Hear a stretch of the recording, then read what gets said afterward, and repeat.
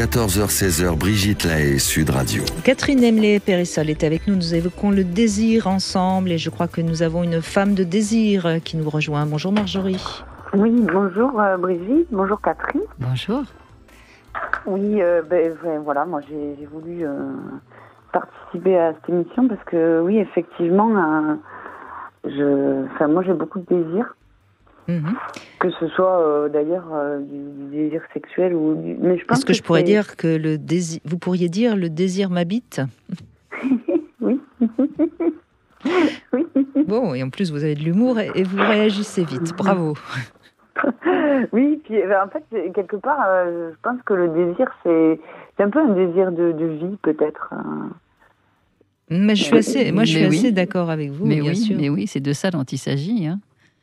Voilà, je sais pas, de ressentir, je pense que quelque part, de dire qu'on a du désir, c'est de dire qu'on est en vie. Je pense que quand on n'a plus de désir, c'est qu'on commence à s'approcher, pour moi, de la dépression. De plus en plus, aujourd'hui, les neuroscientifiques mettent l'accent sur un sentiment qu'ils appellent le sentiment d'existence et qui est à l'origine même de la conscience. Comme étant vraiment un facteur biologique essentiel qui est considéré comme naturel et que tellement naturel que du coup il n'était plus mis en valeur ou il n'était pas mis en valeur comme étant toute une manifestation, on va dire, de notre vitalité. Donc c'est exactement ce que vous racontez, c'est-à-dire le désir témoigne de cette imprégnation et de sentir son existence à l'œuvre dans le corps, dans l'esprit, dans l'âme. Voilà, c'est absolument de ça dont il s'agit, de ça dont nous parlons. Oui, voilà. Pour moi, il y a vraiment quelque chose comme ça.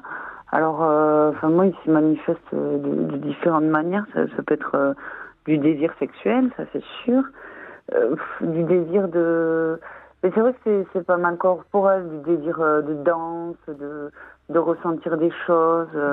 Mais est-ce qu'on pourrait dire que vous êtes bien avec votre corps? Parce que j'ai quand même l'impression que je sais pas ce que vous en pensez, Catherine, mais c'est dans le corps d'abord que ça se manifeste, non? Oui, mais effectivement, c'est ça pour vous? Oui, le désir, il vient du corps, quoi. Enfin, c'est le corps qui a besoin un besoin d'exulter, quelque chose qui commence à monter, à se réveiller. Oui. Et peut-être que les gens, justement, qui sont coupés de leur désir, c'est peut-être parce qu'ils sont un peu coupés de leur corps.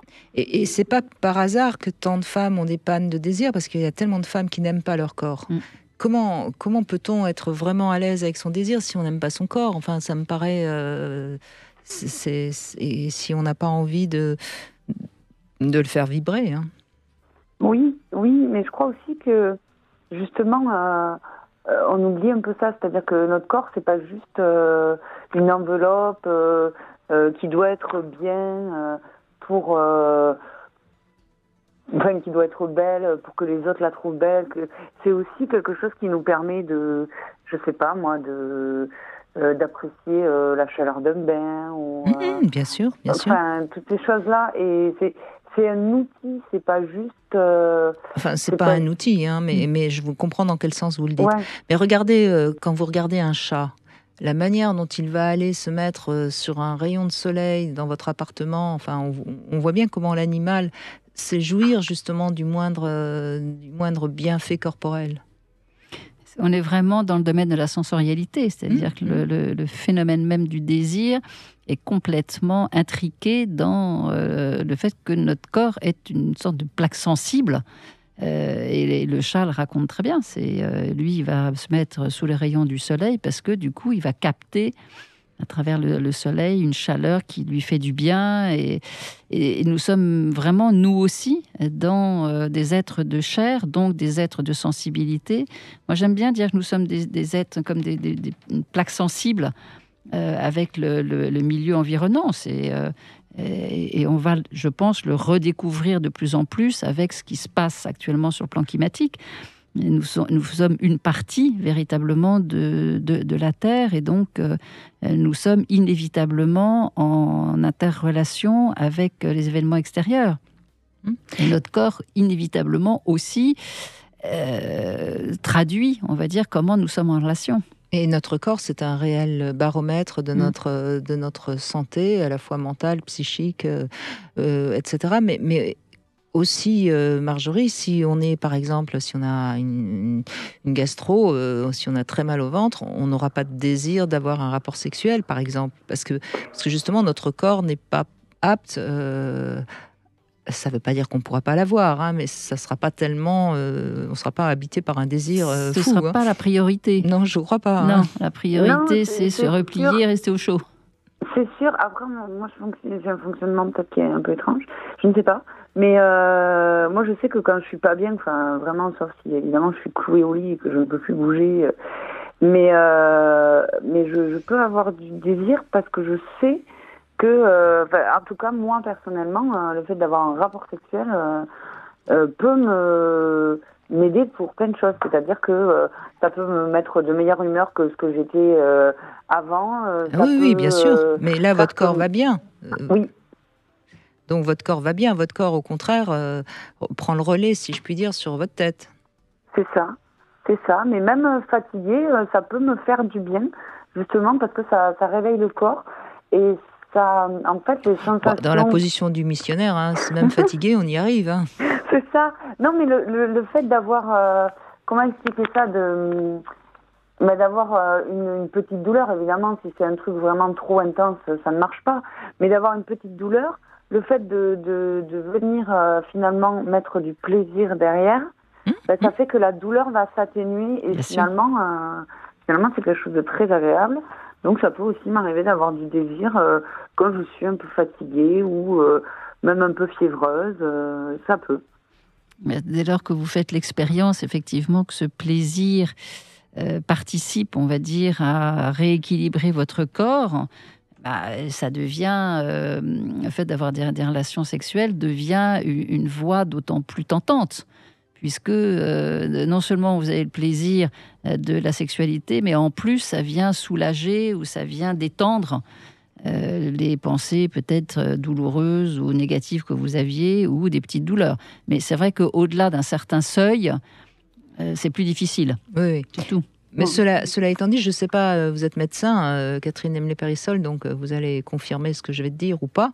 Il paraît que la jouissance, un orgasme, ça correspond à 2 cachets d'aspirine. Alors, je n'avais pas l'information aussi simple, mais ça déclenche effectivement, sur un plan très mécanique, ça déclenche tout un tas de processus neurochimiques, de neuromédiateurs, qui ont des effets antalgiques, oui. Donc Marjorie, vous avez raison. Vous avez trouvé, c'est mieux de faire l'amour que de prendre de Doliprane. Oui. Et puis, après, moi, je sais pas, j'ai une petite anecdote qui est un petit peu... mais voilà, moi, j'avais des soucis de santé, là, assez importants, des très, très grosses douleurs, vraiment très violentes. Et donc... c'était des douleurs par rapport à ma vésicule, enfin bref. Et des trucs vraiment très très intenses. Et une nuit, ça m'a réveillée à 4h du matin et jusqu'à 8h, il n'y avait rien qui fonctionnait. J'avais mal, j'avais pris des médicaments et tout. Et je ne sais pas pourquoi, tout d'un coup, là, je me suis dit, je vais me masturber. Et en fait, j'ai eu un orgasme. Et c'est la seule chose qui m'a calmé un petit peu la douleur que j'avais depuis des heures. Donc, écoutez, voilà. Déclenchement de neuromédiateurs, ça marche. Bon, écoutez, il faut envoyer votre anecdote à la sécurité sociale. Hein, ça sera peut-être une bonne manière de réduire le déficit. Oui, peut-être. Ou alors, on va rembourser les jouets intimes par la sécurité sociale. Je ne sais pas. Il faut voir. C'est négociable. Hein, c'est négociable. Bon, en tout cas, vous fonctionnez bien et ça fait plaisir à entendre. Et alors, vous avez un compagnon ou vous avez des compagnons ? Alors là, j'ai plutôt des compagnons. Mmh. Voilà. Et ça se passe très bien. J'en ai eu régulièrement aussi. Des fois, j'ai été en couple, ce qui peut être aussi problématique parfois. Parce que des fois, d'en avoir plusieurs, c'est plus simple. Non, par rapport au désir, je veux dire, parce que quand on est en couple depuis un petit moment, parfois on n'a pas les mêmes désirs et par exemple, moi qui suis beaucoup dans le désir, l'autre versant, c'est la frustration. Oui, vous n'aimez pas que l'homme soit pas prêt à satisfaire votre désir. C'est un peu compliqué pour moi d'être frustrée. J'essaye de. Mais c'est compliqué pour tout le monde. Hein. Ouais. Et en même temps, il n'y a pas de désir sans frustration et de frustration sans désir. C'est-à-dire que quelqu'un qui n'aurait jamais fait l'expérience de la frustration ne peut pas avoir de désir. Quelqu'un qui serait en permanence satisfait ne pourrait pas connaître cet appel, parce que le désir est comme un appel intérieur. Donc, il y a inévitablement un équilibre à trouver entre le désir et la frustration. Oui. Mais ça, c'est un autre débat. C'est un beau débat. Oui, ça, je suis bien d'accord. Merci Marjorie, en tout cas. Merci de votre témoignage. On va faire une courte pause et puis on va évoquer en Love Conseil comment se débarrasser de ses peurs. Puisqu'on est avec Catherine Emilé-Périssol, on en profite pour évoquer nos émotions.